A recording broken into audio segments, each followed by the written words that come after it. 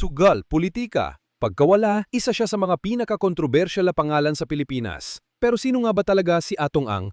At bakit inuugnay ang kanyang pangalan sa mga nawawalang sabungero? Si Charlie Atong Ang ay isang negosyante na sumikat sa mundo ng sugal mula huting STL hanggang online sabong. Tinawag pa siya ni Pangulong Duterte bilang #1 gambler sa bansa. Siya rin ang nasa likod ng Pitmasters Live at Lucky 8 Star Quest, mga dambuhalang operasyon ng Esabong. Malinaw na malaki ang kita ni Atong Ang.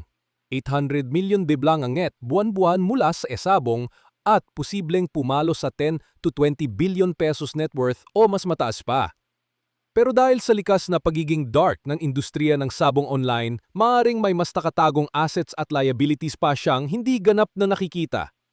Pero bago pa man ang online sabong, nasangkot na siya sa mas malalim na kontrobersya.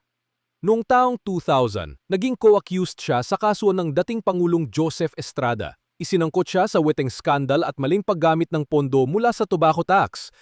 Tumakas siya papuntang Amerika, pero bumalik sa Pilipinas matapos ang plea bargain noong 2006. Ibinalik niya ang 25 million pesos at pinatawan ng probation. Sa paglipas ng panahon, muling lumakas si Atong Ang. Ngayon, bilang hari ng Esabong, bilyon-bilyon ang kinita sa online sabong at lumawak ang kanyang impluensya. Pero kasabay ng kanyang pag-angat, sumabog ang isang kasong yumanig sa buong bansa.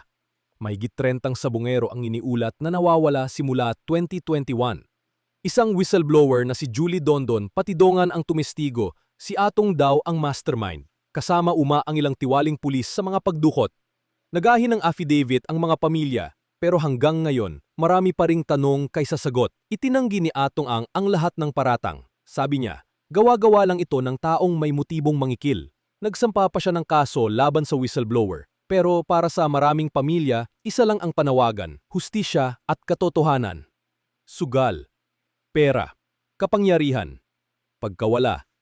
Sa likod ng pangalan ni Atong Ang, may mga kwentong hindi pa tapos. Hanggang kailan mananatiling tahimik ang katotohanan? Gusto mo pa ng ganitong kwento? Mag-subscribe at i-share ang video para mas marami ang makaalam